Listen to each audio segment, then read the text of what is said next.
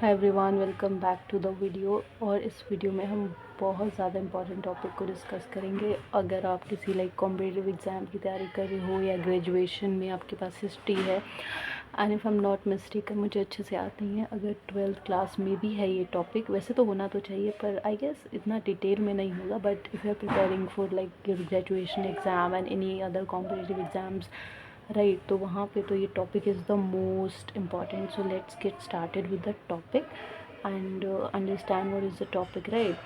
So before starting the channel, if you like the video, like it, because this is what the feature of YouTube basically means, right? So give it a thumbs up.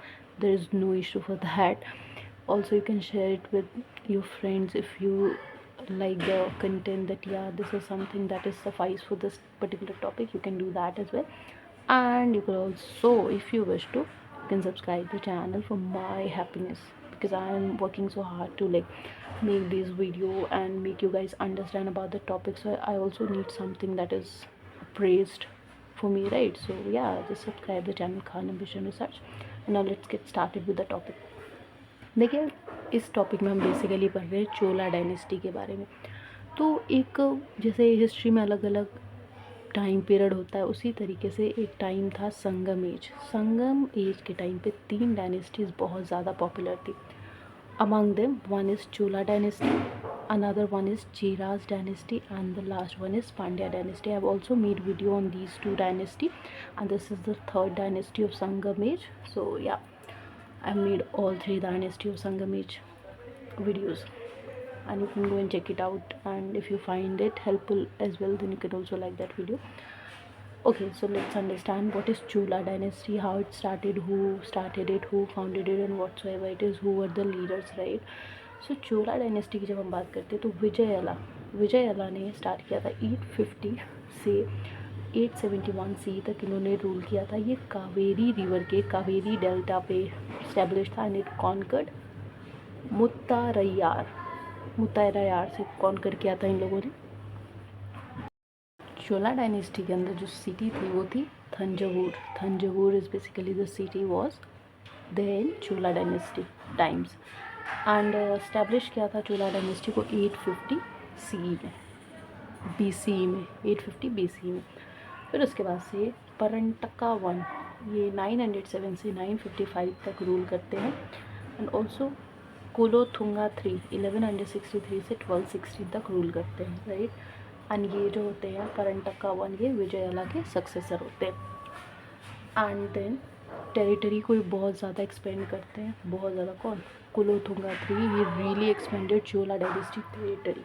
मतलब हम कह सकते हैं कि इनके अंदर बहुत ज़्यादा मिलिट्रीली स्किल्स थे, तो उसी को मैनेज करके इन्होंने अपनी डायनेस्टी को टेरिटरी बेस पे बहुत ज़्यादा डेवलप किया था। So during the reign of Kulothunga 3, the Chola dynasty territory really well developed. Governance भी काफ़ी ज़्यादा अच्छा हुआ था इनके टाइम पे, काफ़ी ज़्यादा वेल डेवलप हो चुका था। एंड हराया था राष्ट्रकूटाज ने बैटल ऑफ तक्कुलम में। फिर राजा वन रूल करते हैं, श्रीलंका से होते हैं west coast, Maldives in Indian ocean, ये सारे रीजन जो है राजा वन के अंदर कॉन्कर्ड होते हैं, ये संभालते हैं। नॉर्थ एंड ईस्ट डायरेक्शन भी इन्हीं के कंट्रोल में होता है। चेरास को हराया था मुम्मी दिगुंदा, फिर नाम दिया बैटल ऑफ कंदूर सलाई। शैविज़म को बहुत ज़्यादा प्रीच करते थे राजा वन, ठीक है। राजा राजेश्वरम टेम्पल भी इन्होंने बनवाया था एट तंजौर इन 110 AD के अंदर। इसके अलावा एक डैम बनाया था कावेरी रिवर के ऊपर, किसने? राजा वन ने। So you can say that Raja one is basically one of the top most ruler of the Chola dynasty, because he really developed dams, temples, architecture and stuff, and many more. Foreign control was also there, for example Sri Lanka, West Coast and Maldives, the Indian Ocean, right? इसके अलावा और इन्होंने चेरास को हराया था, which is one of the what Sangam dynasty among these 3। फिर next जो इनके सक्सेसर होते हैं राजा वन के, वो है राजेंद्र चोला वन, जो कि इनके बेटे होते हैं। तो एक चीज़ और कि राजा वन ने अपने बेटे के लिए अपना जो राजगद्दी है वो छोड़ दिया था, खुद ही छोड़ दिया था ताकि मेरा बेटा बने, ठीक है। तो राजेंद्र चोला वन जो है 112 से 144 AD तक रूल करते हैं। उन्होंने मिलिट्री को बहुत ज़्यादा डेवलप किया था, डिफीट किया था महिपाल ऑफ बंगाल को। ठीक है, सिटी इन्होंने बनाई थी गंगाई कोंडालापुरम बे ऑफ बंगाल पे। बे ऑफ बंगाल को उस टाइम पे चोला मंडलम कहा जाता था, चोला डायनेस्टी के टाइम पे। टोटल साइलून जो श्रीलंका था वो भी इन्हीं के कंट्रोल में था। एजुकेशनल एक चीज़ यहाँ पर बहुत ज़्यादा ध्यान देने वाली बात है कि जो राजेंद्र चोला वन है, वो is the son of Raja Raja one. He really played important role in educational institutes. इन्होंने एजुकेशनल इंस्टीट्यूट्स को डेवलप किया था उस टाइम पे, ये बहुत बड़ी बात है, राइट। इसके अलावा पंडिता चोला जो है, ये मतलब अब नेक्स्ट सक्सेसर बनती है राजेंद्र चोला वन की। 3 सक्सेसर को जल्दी ही मार दिया गया था राजेंद्र चोला वन के बाद, क्योंकि काफ़ी वीक थे एंड प्लानिंग उतना करके उनको मार दिया। तो 3 सक्सेसर राजेंद्र चोला वन के बाद लगातार बैक टू बैक मार दिए गए थे। राजेंद्र 3 जो है, he is a last king defeat by Jatavarman Sundara Pandya 2। मतलब ये लास्ट किंग होते हैं राजेंद्र थे चोला डायनेस्टी के, और इनको कौन हराता है? Jatavarman Sundara Pandya 2, right. Kulothunga Chola one, grandson of Rajendra Chola. Rajendra Chola के ग्रैंडसन होता है कुलाथुंगा चोला वन। और ये टैक्सेस वगैरह माफ़ कर देता है, टाइटल लगाता है Sungam Tavirtta united Vengi Chola, right. So next is administration. कोई भी डायनेस्टी हो, कोई भी एम्पायर हो, and administration is one of the most important part of that particular dynasty to be understood, that how it played important role in that particular empire in our history। तो administration की बात करें, king obviously होते ही थे ruler, और Brahmins जो थे उनको स्पिरिचुअल माना गया था इस चोला डायनेस्टी के अंदर। यहाँ पे हम समझ सकते हैं कि जो हिंदुज़म का कास्ट सिस्टम है वो कहीं ना कहीं था, मतलब ब्राह्मण्स यहाँ पे बहुत ज़्यादा डोमिनेटिंग है। दो यहाँ पे कास्ट सिस्टम प्रैक्टिस नहीं हो रहा है, लेकिन यू कैन से कि यहाँ पे कास्ट सिस्टम का एक कंपोनेंट हमें दिख रहा है ब्राह्मण, राइट। क्योंकि जैसे कास्ट सिस्टम में ब्राह्मण्स टॉप पे होते हैं, फिर क्षत्रिय, और फिर वैश्य, फिर शूद्र। तो यहाँ पे ब्राह्मण्स का रोल आ गया था। तो here caste system doesn't prevail, but there is one of the component of caste system which is the highest caste, that is Brahmins, right? So they were playing an important role as a spiritual leader in administration of Chola dynasty। Raja Raja one and Rajendra one ने काफ़ी ज़्यादा important role play किया था to enhance to develop the administration of what Chola dynasty. Raja Raja one and उनके बेटे Rajendra Chola one, दोनों ने नहीं, बिल्कुल सही, Raja Raja one and Rajendra Chola one दोनों ने ही बहुत ज़्यादा इंपॉर्टेंट रोल प्ले किया था चोला डायनेस्टी के एडमिनिस्ट्रेशन को आगे बढ़ाने में। So they have really a big contribution. इसके अलावा राजगुरुज वगैरह भी थे इस टाइम पे, सर्व शिवा भी थे। इंस्क्रिप्शंस में इन सब के बारे में हमें पता चलता है, जो चोला डायनेस्टी के टाइम पे इंस्क्रिप्शंस लिखे गए होंगे। प्रोविंसेस की बात करें तो मंडलम्स में डिवाइडेड थे, एंड वलंदूस एंड नंदूस में भी डिवाइडेड थे। नंबर ऑफ विलेजेस कितने थे ये वो पता चलता था हमें। इंच of mandalam, royal princes. Military की अगर बात करें, कैवलरी, इन्फेंट्री, एलिफेंट, ये तीनों तरह के मिलिट्री थी, यानी ये तीनों जो थी दे वर लिम्स ऑफ आर्मी बेसिकली। तो उस टाइम पे भी कैवलरी, इन्फेंट्री एंड एलिफेंट जैसे तीनों मिलिट्रीली सपोर्ट या मिलिट्री डेवलपमेंट चोला डायनेस्टी के अंदर प्रेजेंट था। लोकल एडमिनिस्ट्रेशन की बात करें, 2 टाइप के विलेज होते थे, एक होते थे डिफरेंट कास्ट के बेस पे, और एक होता था ब्राह्मण्स के लिए। डिफरेंट कास्ट वाला जो होता था उसको उर विलेज कहा जाता था, उर। और एक टोटल ब्राह्मण्स के लिए होता था जहाँ पे हाई कास्ट रहती थी, जिनको हम ब्राह्मण्स कहते हैं, राइट।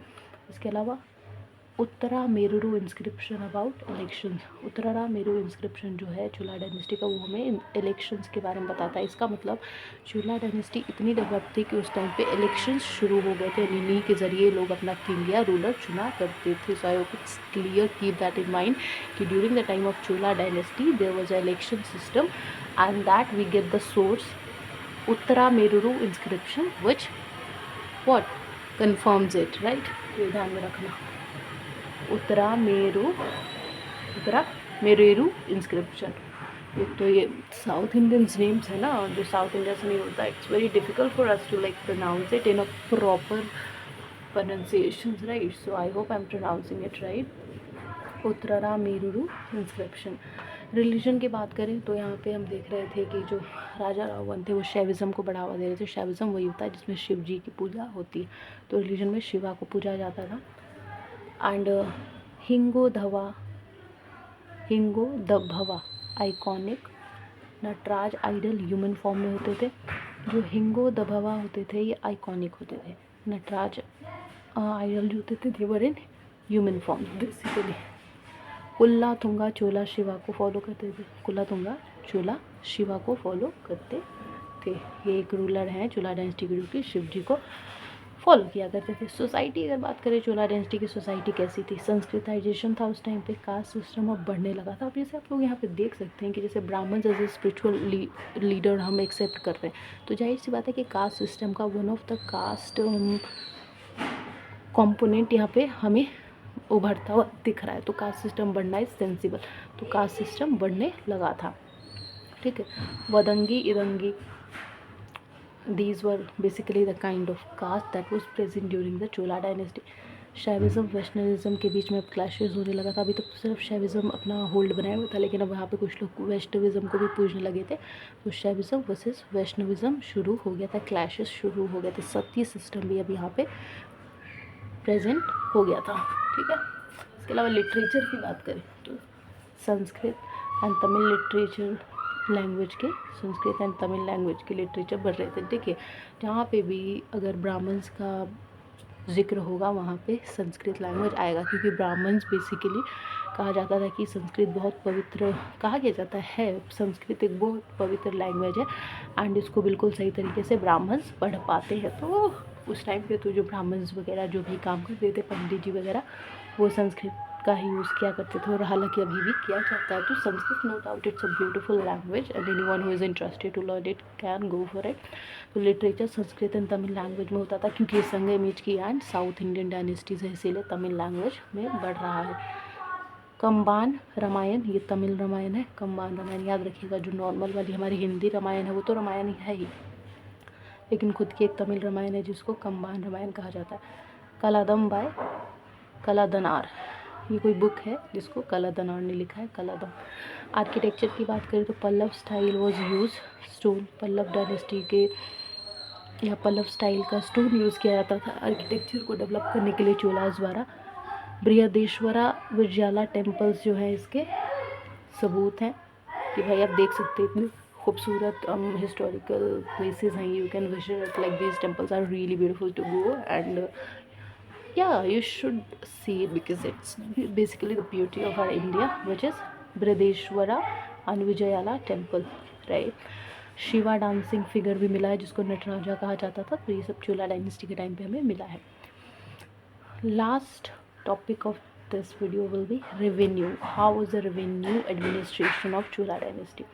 लैंड सर्विस किया करते थे ये लोग, लैंड रेवेन्यू डिपार्टमेंट भी था जिसको क्या कहा जाता था, रूरा वुवस्तिनाई कलम, रूरा वुवस्तिनाई कलम, ये क्या था, लैंड रेवेन्यू डिपार्टमेंट, किसका, चोला डायनेस्टी का। I think I should read it once for you all, याद रखिएगा। Land revenue department Chola dynasty का जो था उसको कहते थे, याद रखिएगा। ये नाम साउथ इंडियन स्टाइल इसलिए है क्योंकि चोला डायनेस्टी, चेरा डायनेस्टी या पांड्या डायनेस्टी, ये तीनों संगमेज की साउथ इंडियन डायनेस्टी, इसीलिए रूरा वुवस्तिनाई कलम। ठीक है, टोल्स एंड कस्टम्स, टैक्सेस भी उस टाइम पे थे। ड्यूज़ ऑन मैरिजेस पे कोई ड्यूज़ वगैरह नहीं होता था, एंड जुडिशियल फाइन्स वगैरह भी लिए जाते थे। So I hope now you won't get any confusion in Chola dynasty and it's basically clear for you, and this video will be helpful when you'll be studying this particular topic and you really find it good enough for you as a source. Then subscribe the channel, like the video, share the video. Thank you.